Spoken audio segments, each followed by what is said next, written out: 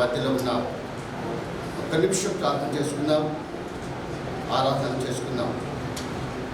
హల్లెలూయా. స్తోత్రం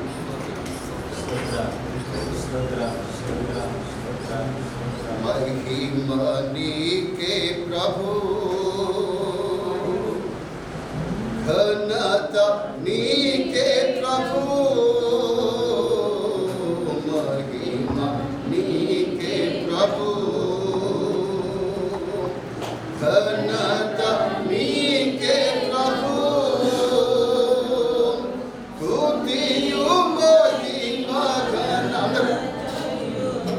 ప్రభావము నీకే ప్రభు,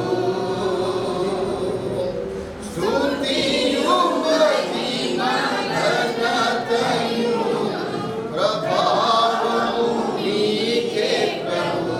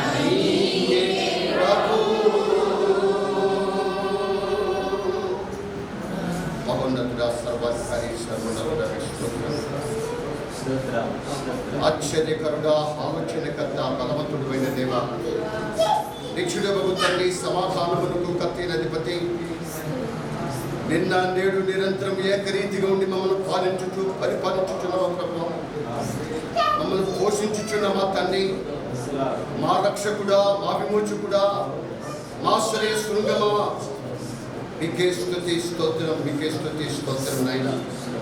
ఇదిగో ఉదయకాల సమయంలో మీ సన్నిధిలో మేము చేరి మేము స్తుతించుకోవడానికి మీరు మాకు ఇచ్చిన ఈ ధన్యకరమైన సమయాన్ని బట్టి మీకు వందనాలు అయ్యా. కోత విస్తారము నాయన, పోయేవారు పనివారు తక్కువగా ఉన్నారని మీరు చెప్పారు.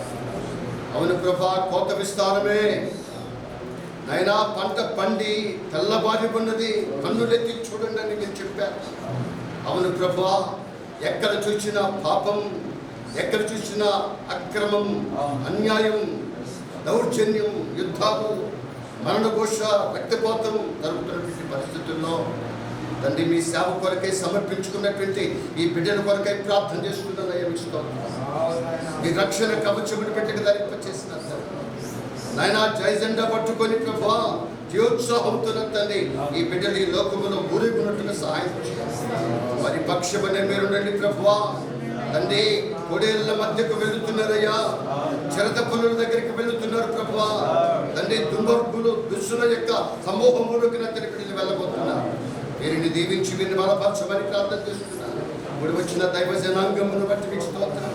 మీరే మాకు తోడుగా ఉండి మమ్మల్ని నడిపించి మిమ్మల్ని మీరు హెచ్చించుకొని మీ నామాన్ని కనపరచుకోమని, ఈ కార్యక్రమం అంతయు మీరే దగ్గరుండి ప్రధాన కాపురిగా నడిపించమని యేసు నామములో అడిగి పెట్టుకుంటున్నాం తండ్రి. ఆమేన్. దయచేసి అందరూ కూర్చోండి. మరి వేదిక మీదకి